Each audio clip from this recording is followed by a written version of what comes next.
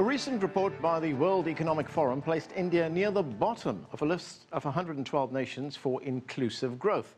It's a problem Narendra Modi and the Bharatiya Janata Party, or BJP, knew all too well when they swept to victory in last year's national elections. So what kind of progress have we seen these past 18 months? Later, we'll talk with two South Asia scholars and a leading Indian journalist. But first, this background report from CCTV's Shweta Bajaj.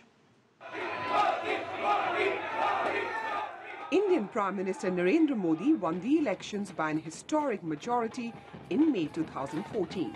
And for the first time in 3 decades, India is seeing a one-party government in power. A year and a half later, Modi's performance is garnering mixed reactions. The Modi government came to power in India on the backing of many promises. But in the last year and a half, not many economic reforms have managed to take off. The biggest casualty of this in the long term would be India's young population, also known as its demographic dividend, which could actually turn into a disaster if not provided with enough job opportunities. On the economic front, the Modi government's financial inclusion programs like bank account and insurance scheme for all have been well received. But bigger reforms like building infrastructure has taken a backseat. What we need to focus on now are the long-term challenges, which is where the development is, the growth acceleration and the benefits of that are going to come from. And there, I think there have been some positives and some some disappointment in terms of how quickly things can move. The international oil price slump has helped the economy as inflation is lower. But issues like job creation still remains a challenge for some in the country.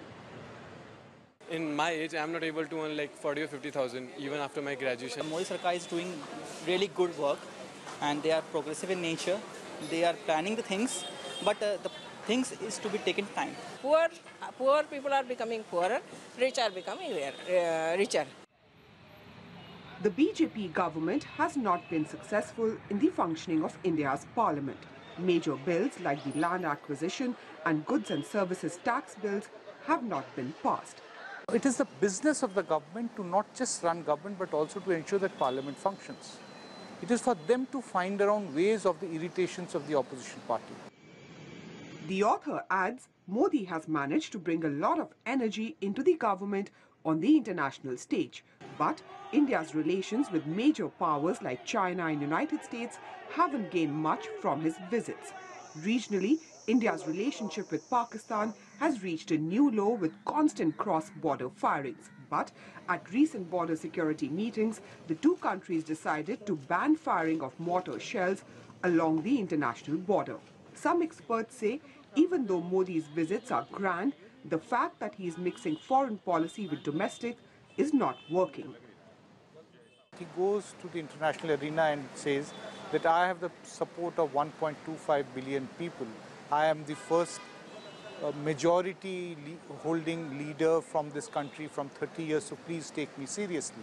He comes back to India and he says that because I am being taken seriously abroad, then you too take me seriously. This is not the way that you have a kind of an interplay between the domestic constituency and a foreign policy, and a foreign constituency and a domestic policy.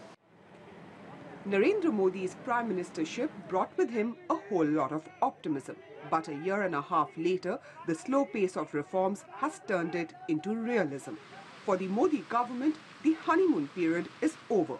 And from corporations to the people on the streets, everyone now wants delivery and not speeches. Shweta Bajaj, CCTV, New Delhi, India.